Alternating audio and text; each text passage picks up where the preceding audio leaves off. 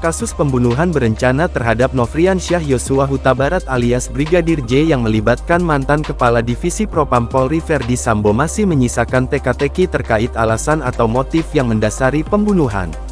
Latar belakang pembunuhan didasari kemarahan lantaran istri Sambo, Putri Chandrawati dilecehkan Brigadir J masih menuai perdebatan. Pihak keluarga menepis Yosua melecehkan Putri. Kriminolog pun meragukan motif pemerkosaan yang tidak disertai bukti atau alibi pendukung. Pembunuhan terhadap Brigadir J terjadi pada Jumat, tanggal 8 Juli tahun 2022 di rumah dinas Sambo yang terletak di Kompleks Polri, Duren 3, Jakarta Selatan. Tindak pidana itu dilakukan Sambo bersama-sama dengan Putri, Richard Eliezer Pudihang Lumiu atau Baradae, Ricky Rizal atau Bribka RR, dan Kuat Ma'ruf. Baradae, Bribka RR, dan Brigadir J adalah ajudan Sambo kala menjabat Kadif Propam Polri. Sementara Kuat Ma'ruf adalah sopir keluarga Sambo. Mereka didakwa melakukan tindak pidana pembunuhan berencana terhadap Brigadir dan didakwa melanggar pasal 340 subsidiar pasal 338 junto pasal 55 ayat 1 pertama KUHP. Tak hanya didakwa melakukan pembunuhan berencana, Sambo juga didakwa melakukan obstruction of justice atau perintangan penyidikan terkait penanganan perkara dugaan pembunuhan berencana Brigadir J di rumah dinasnya. Sejumlah anggota Polri juga didakwa melakukan obstruction of justice bersama Sambo. Mereka adalah Brigjen Pol Hendra Kurniawan, Kombes Pol Agus Nurpatria, Kompol Cak Putranto, Kompol Baikuni Wibowo, AKBP Arif Rahman Arifin, dan AKP Irfan Widianto.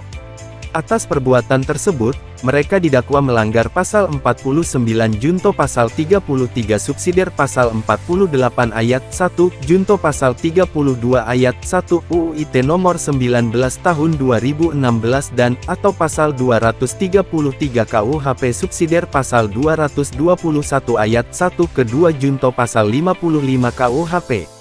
Sidang kasus pembunuhan berencana Brigadir J yang bergulir sejak tanggal 17 Oktober tahun 2022 masih berlanjut hingga kini. Sejumlah saksi telah dihadirkan untuk membuat lebih terang kasus pembunuhan itu, mulai dari penyidik Polres Metro Jakarta Selatan, orang-orang yang bekerja langsung dengan Sambo hingga keluarga Brigadir J. Skenario tembak-menembak Verdi Sambo merekayasa kasus kematian Brigadir J yang terjadi di rumahnya pada tanggal 8 Juli lalu. Ia membuat narasi bahwa Brigadir J tewas akibat baku tembak dengan Baradae. Sambo menyebut bahwa Brigadir J melakukan pelecehan terhadap Putri. Putri sempat berteriak, dan Baradae pun mendengarnya. Dia lantas berjalan menuju kamar, saat Brigadir J keluar lebih dulu. Baradae menanyakan teriakan tersebut kepada Brigadir J, namun Brigadir J yang berada di lantai bawah depan kamar tidur Putri bereaksi secara spontan dan menembak Baradae yang berdiri di tangga lantai 2 rumah dinas Sambo. Baradae kemudian disebut membalas tembakan Brigadir J, sehingga terjadi aksi tembak-menembak antara keduanya.